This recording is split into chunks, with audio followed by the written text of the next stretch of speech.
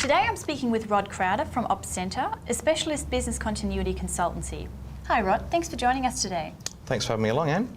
No problem. Now Rod, can you just tell us a little bit about your background in the industry and what it is your company does? Look, I've got about an 8 or 9 year history in business continuity, disaster recovery and risk management planning. I'm the founder and owner of the Business Ops Centre. We're effectively a boutique organisation which helps companies to assess the risks in their business, develop mitigation plans and strategies, and also test those plans once they're in place and train their staff. So Rod, how would you define a disaster? Look, a disaster is really any type of incident that occurs unexpectedly that can affect your business. And what are some of the examples of disasters in small businesses?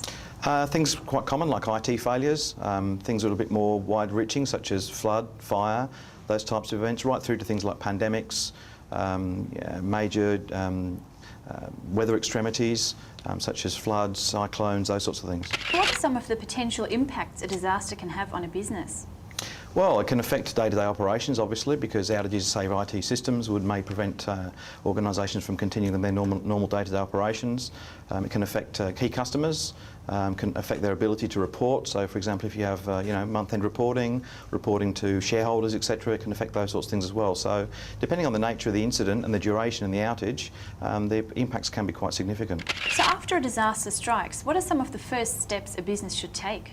Well, the first thing you should do is convene its command team, as we call it. So that's the executive team that's going to be responsible for coordinating the overall response to the disaster.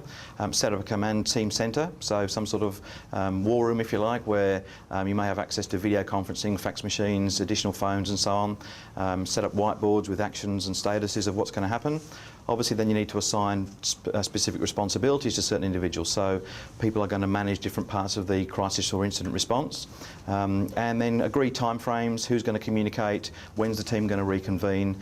Basically just get a whole sort of project plan together of all the activities that have got to occur and agree the touch points with all the other team members over time. So when do they need to get back together, when do they need to communicate and so on. So Rod, how would you say a business owner should determine whether to resume the business after a disaster occurred? It's kind of a tough question, Anne, because it depends on the nature of the business that they're in and what type of incidents occurred. So, for example, if they're a services business where people can typically work with laptop computers and mobile phones and perhaps go to the CEO's home office and work from there for a few days, then they're much more a robust type of business. If they're organisations a manufacturing business and they've got millions and millions of dollars worth of inventory, say, in a warehouse and that's burnt down without insurances, then it's obviously a much bigger decision. So it really comes down to the nature of the business that you're in and the type of incidents that has occurred that will help you drive that decision in terms of whether you decide to continue or not.